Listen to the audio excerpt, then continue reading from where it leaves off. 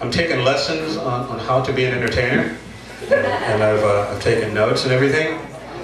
And but a show is really not a show if you can't see the artist. And it's been very frustrating for me inside some of the places being a black guy without lights. Can you imagine? Yes. Doug, could I trouble you to come up and introduce me? Yes. I mean, you got to have an introduction to have a real show. Back to Western New York, one of Western New York's famous sons, Mr. Miche Fambro.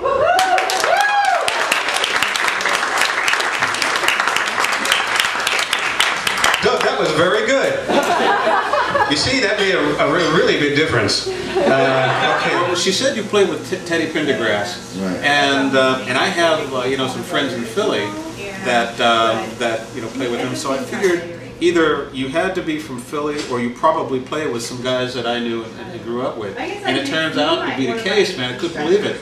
You know, you're a guitar player from the guitar player. I'm a drummer that fell in love with writing. And the guys in Baltimore was like, I'm not going to listen to you hum in my ear. What chord are you playing? I'm like, oh, are you humming? I'm like, I don't know. I said, all right, I'll tell you what I do. I'm going to learn to play that guitar.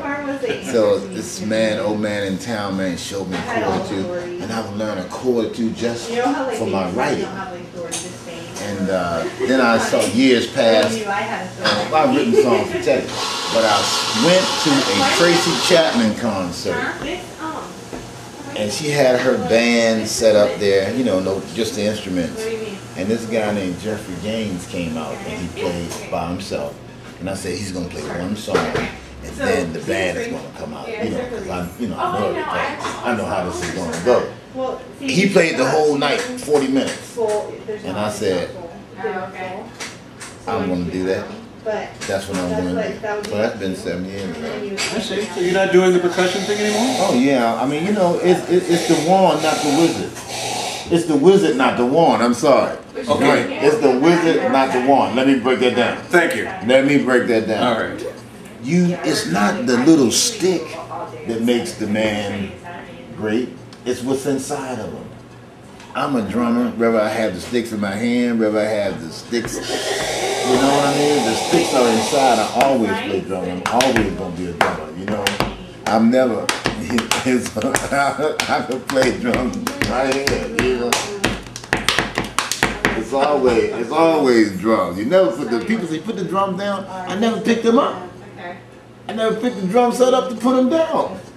The thing that really freaked me out is in Philly, down the street from where I live, there's a family called the Cruzes. And it was Michael Cruz, David Cruz, and you said that David Cruz was like, what, your mentor or something? He was my mentor, man. He was my friend. Unfortunately, well, fortunate and unfortunately, I'm proud of my life. The dark side of my life is we used to mess up in Philly. We used to really get kind of twisted. I mean, rock star, what do you expect? Now, when you say messed up, you're talking about? The drugs, the drinking, the alcohol, and such and such. I'm 21 and a half years clean. I say that again, because people remember the first part and don't remember this part. I'm 21 and a half years clean. To be exact, June the 12th will be the half year. But me and Dave, we used to really mess up, and Dave got killed, and I went on. Okay. You know, so look, man, we have a place in Baltimore called, and we are in Baltimore, a place called the First Mariner now. It was the Baltimore Civic Center.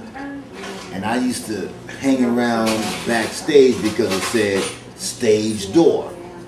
I would hang around there from Sliding Family Stones to Hendrix played back down there.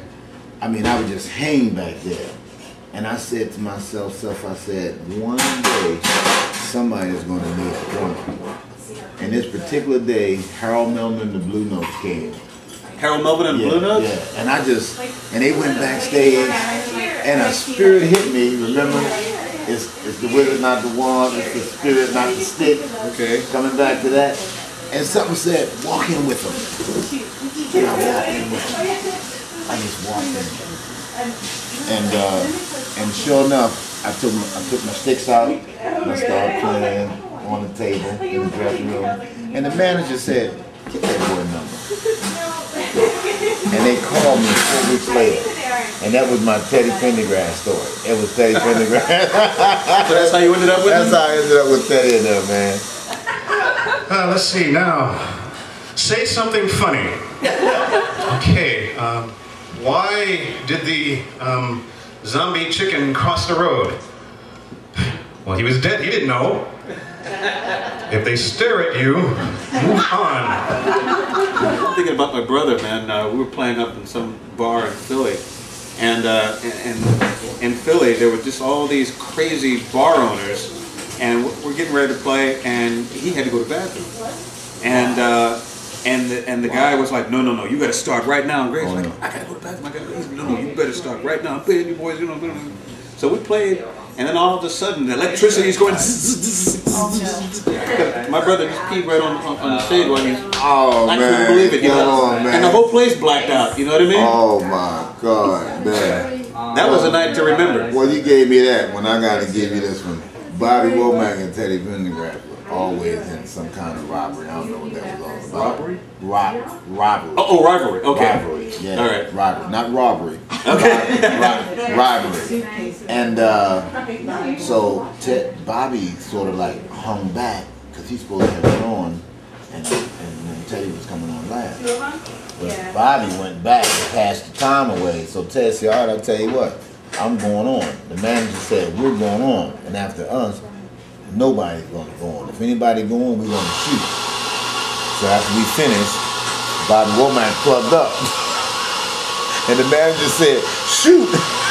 And everybody started jumping on stage, unplugging, pulling stuff out, going crazy, man. That was funny. That was hilarious. You know, talking about funny stuff. You mean somebody was actually going to shoot? I don't know if they was going to shoot, but Buddy Nolan said shoot, and everybody said shoot. They pulled the plugs out and started running, man. It was just a funny little thing.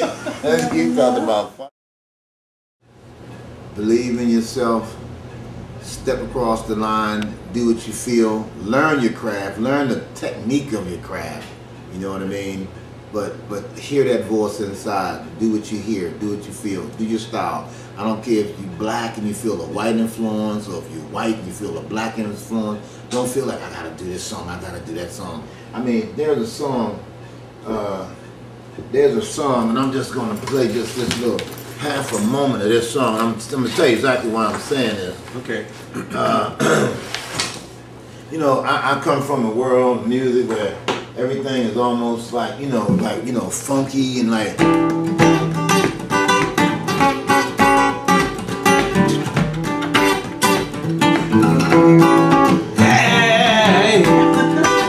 You know what I mean? Okay. But I hear, just like He Won't Be Home Tonight was interesting. You know, I also like songs, man, that you may hear, feel like. It's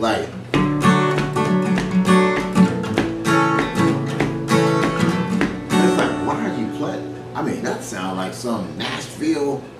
Johnny Cash, man. Oh, well, I lost my mind in San Francisco. Well, I fell so low, the curve was like a skyscraper.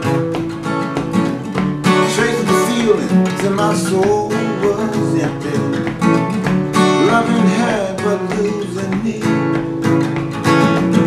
And I was sick and tired of being tired. Then I realized I had to leave that life behind. Well, I'm glad I'm back. So glad I'm back. But I've got me back. That's totally different from R&B radio.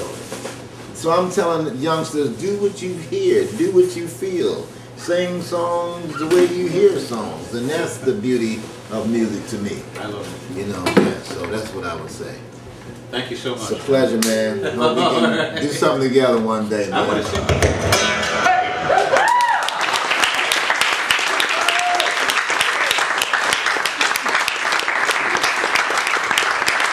That worked. Do that again. Okay.